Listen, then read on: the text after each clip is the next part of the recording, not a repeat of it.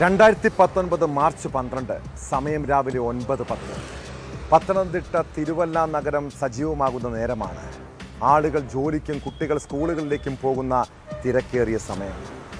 അന്ന് അവിടെ കേട്ട ഒരു പെൺകുട്ടിയുടെ നിലവിളി ശബ്ദം ഇപ്പോഴും മനസ്സിൽ മായാതെ നിൽക്കുന്നുണ്ട്.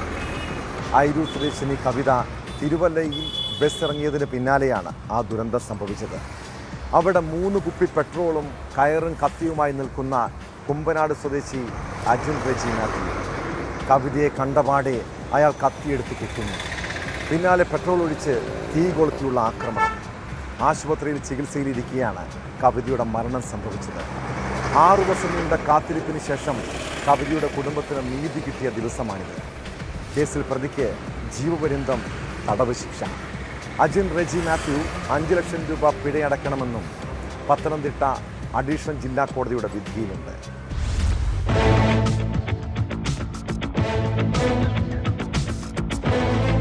പ്രണയാഭ്യർത്ഥന നിരസിച്ചതിനാണ് അയിരൂർ സ്വദേശിനി കവിതയെ പ്രതി അജിൻ റെജി മാത്യു കൊലപ്പെടുത്തിയത്. പ്രതി കുറ്റക്കാരനാണെന്ന് കഴിഞ്ഞ ചൊവ്വാഴ്ച പത്തനംതിട്ട ജില്ലാ സെഷൻസ് കോടതി കണ്ടെത്തിയിരുന്നു.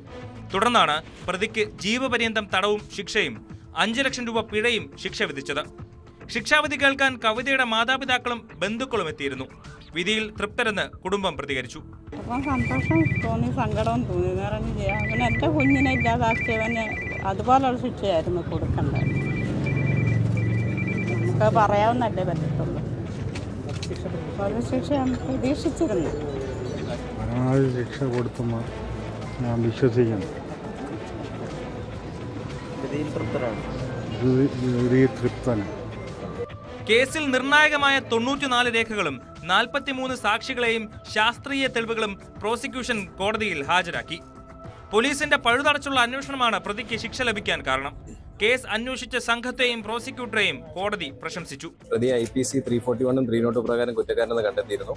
അതിൽ 341 പ്രകാരം 1 മാസം തടവിനും 302 പ്രകാരം ജീവപര്യന്തം കഠിന തടവിനും അതുപോലെ തന്നെ 5 ലക്ഷം രൂപ പിഴയും ബഹുമാനപ്പെട്ട കോടതിയുടെ വിധിയുണ്ട്. ഇന്നത്തെ Pathanamthitta SP Jayadeva sir, DSP Umesh സാറിന്റെ നേതൃത്വത്തിൽ പോലീസ് സ്റ്റേഷനിൽ ഏതാണ്ട് ഗോകുമാറിന്റെ അടക്കം എല്ലാ പോലീസ് ഉദ്യോഗസ്ഥരും തെളിവ് ശേഖരണത്തിന്റെ ഭാഗമായി നിന്ന് കണ്ടെത്തിയ തെളിവുകളാണ് ഞങ്ങൾ കോടതിയിൽ.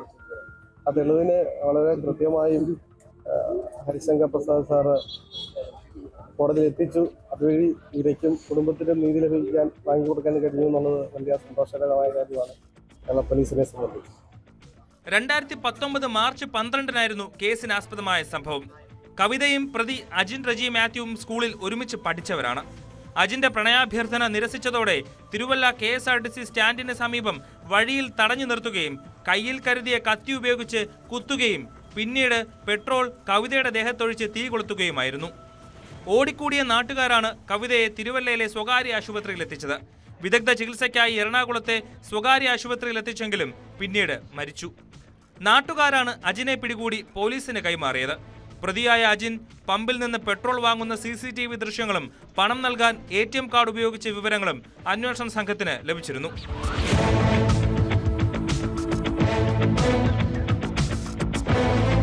ന്യൂസ് 18 പത്തനംതിട്ട.